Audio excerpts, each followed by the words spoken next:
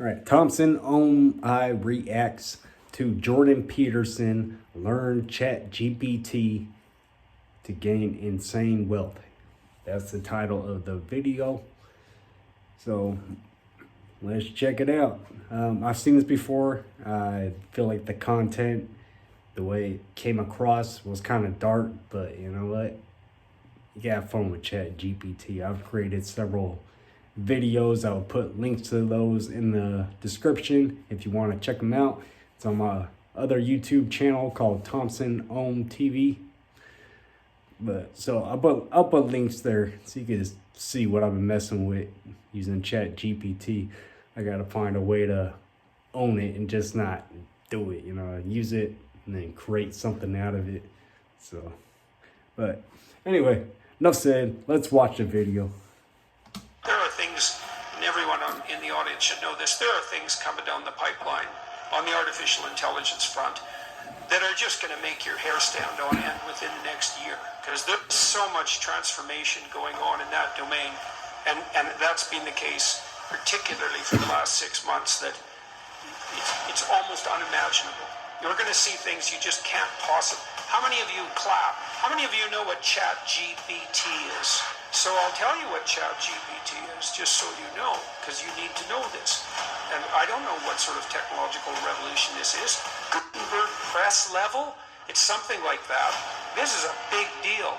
So this AI system, it's a general language processing model, was released about a week and a half ago. And it basically is trained on, well, a massive corpus of spoken and, or of text. So it's derived its models of the world from the analysis of human speech, essentially. It isn't using real world data yet, but that will be happening certainly within the next year.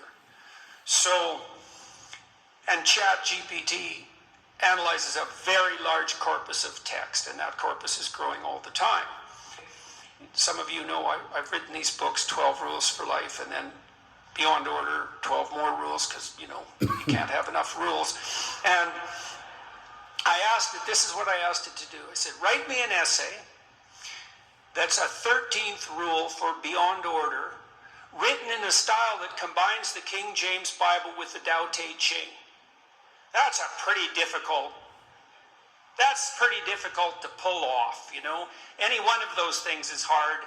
The intersection of all three, that's impossible. Well, it wrote it in about 3 seconds, 4 pages long, and it isn't obvious to me, for better or worse, that I would be able to tell that I didn't write it. Okay, and that's pretty impressive, although, maybe not its relationship to what I've written, but the fact that it could do that grammatically perfectly, right, and quite impressive philosophically. I also had it write an essay on the intersection between the Taoist version of ethical morality and the ethics that are outlined in the Sermon on the Mount, which it just nailed, got that dead right, brilliant.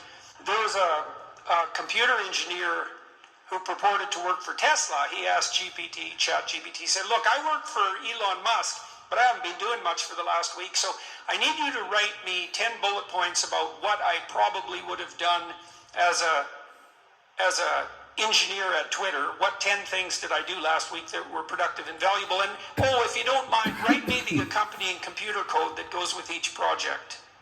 And it did that too, 3 seconds, and the computer code works. Right. And so, so that's already there. So then a university professor did this. He thought, that's interesting. Any student will be able to write any essay on any topic with Chat GPT. Someone gave it an SAT, by the way, and it scored about as well as the average student in a well-functioning public university. So that's how smart it is. So that's basically an IQ test. He said, write me an essay, gave it a topic, wrote the essay. He said, now grade it. Said if we can automate the students, we should be able to automate the professors too. And so it provided a complete, comprehensive analysis of its own essay with grade. Write the screenplay and describe the characters for the next $900 million Hollywood blockbuster. It's like, bang! Plot, characterizations. Then someone else took the descriptions of the actors and said, generate photorealistic computer images for each actor. And all the AI systems could do that. So I'm going to tell you what's going to happen next. This is going to happen this year. So get ready. Okay, so now we have an AI model that can extract a model of the world from the entire corpus of language. All right, and it's smarter than you, and it's going to be a hell of a lot smarter than you in 2 years. So you can get ready for that too. But it's not that smart yet because it's just a humanities professor at the moment. That's what a scientist does, right? You come up with a theory that's linguistically predicated, and then you throw it against the world and see if it sticks. And then the world tells you whether or not your linguistic construction is valid. But the new AI systems will be able to extract out patterns from the world itself, from images and so forth, and then be able to test their linguistic constructions against the world, and so they'll practice just like scientists. And the most advanced models are going to use text and image and action as well, because they'll be able to model human action. And so, and all of that's going to come down the pipes within the next year. So hang on to your hats, ladies and gentlemen, because what did my friend Jonathan Pajot say? Giants are going to walk the earth once more. And we're going to live through that, maybe. I mean, Elon Musk, one of the things he's working on, see, he thinks that the world will be controlled by whoever produces the most functional AI system the fastest, because there'll be a first mover advantage.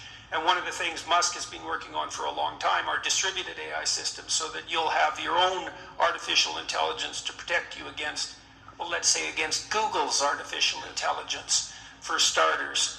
Yeah, or the CCP's artificial intelligence, because you can bet your hat they're working on that about as fast as they possibly can. But let me ask you about the aspects of the internet. All right, this part that's about to come up, this guy has so much thesis to a very simple question. It's almost kind of like, geez, man, really gotta sell that much? Just say the question. But just listen, it's kind of like, dang, why don't you just say the question? It goes through all this stuff, blah, blah, blah, talking about Trudeau, Canada, and all this. And anyway, just to ask a very simple question. But Pete Game.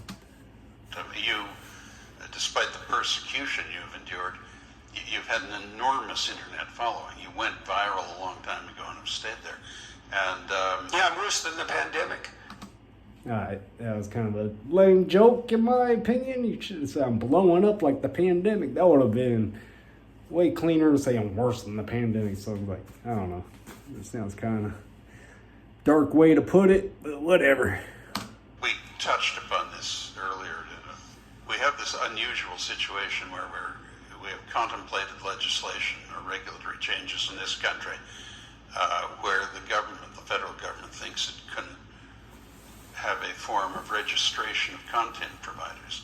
And I suspect what they're doing is trying to catch the coattails of this reaction in the United States to the revelations, which was no great surprise to anyone who followed it, of the extreme partisanship and professional dishonesty of the major social media platforms in political terms. But what is your advice to this country and to this group about preservation of freedom of expression in the internet? I mean, you have been a great benefactor to all of us, but in your chosen mission, a beneficiary of a relatively free access. I expressed concern that a poll that revealed that 75% of Canadians would cheerfully and uncomplainingly go back to wearing masks and a shutdown if they were told by the ostensible authorities to do so, even though we now know that all of these people, all of Fauci's local emulators, they all self-identify as Dr. Frankenstein's monsters. And but my question of you is... So listen to all that he just went through. He said all that stuff just to ask this simple question. He could have skipped all that. Can we preserve freedom on the internet? Well, Can we preserve freedom on the internet? I mean, I keep it real. I stopped messing with social media altogether. Life is much better without it.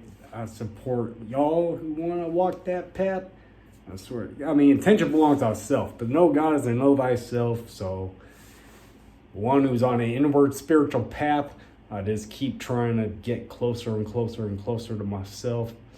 In times when I was able to just meditate ridiculous amounts, fucking 8, 9, 10, 11, 12 hours in a meditation hall. I got to do that for about 4 years. The closer I could get to myself, the more I would see the silence in myself in everything. I would see the silence in myself and everything around me. And through that silence, love would extend. So, you know, I felt like I was seeing God in everything. So I think the whole purpose of life is to just get as close to yourself as possible and then understand from there. But not the social media. It's not where attention belongs. Attention belongs on self. It should always be driven there. And very much in the meditation, sun gazing, and just pursuing that inward journey. You know, so that's where I don't hang out with people. I just kind of just keep looking at self. But so I'm talking about preservation of social media, man. What you care about social media for? A bunch of group of people just, man, people ain't down to hit you up, man. You know, you talk to them, man. Like, for real, you need 1,000 people subscribing to your friendship. You know, like, man, if they ain't calling you, is they really your friend, or you just someone I knew from high school, man? That was then. This is now. Now is the time to pay attention to yourself. I think we have a blessing in disguise in the Liberal government because they're too incompetent to be as tyrannical as they want to be. I'd probably match your typical dim-witted gaming 13-year-old boy against Trudeau's best bureaucrats on the tech front any day. And so it's not going to be that easy to lock down the net. And the other thing that'll happen too, and perhaps you should get prepared for this, is that anybody in Canada who's got a creative bone in their body, once they're subject to the kind of limitations that the Trudeau government is trying to put on content providers, which is anyone, by the way, you're a content provider, man. If you post on Facebook, and some of you probably do, even though maybe you shouldn't, all they'll do is all the creative people just leave. But yeah, that was a video, man. Let me just make sure I can stop it. Yes, I can stop it so I can talk a little bit. But yeah, life is much better without social media. I promise you that. I mean, you got family, you got people around you, if you work with, friends around you, if you keep people like that around you.